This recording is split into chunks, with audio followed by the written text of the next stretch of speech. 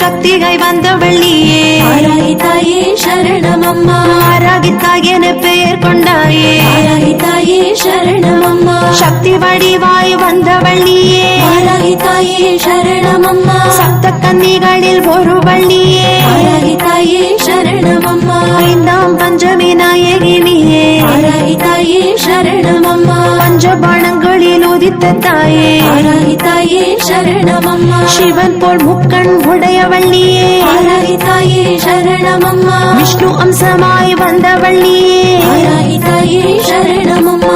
வாராகி அம்மா வாராகி நலம் தருவாள் வாராகி. வாராகி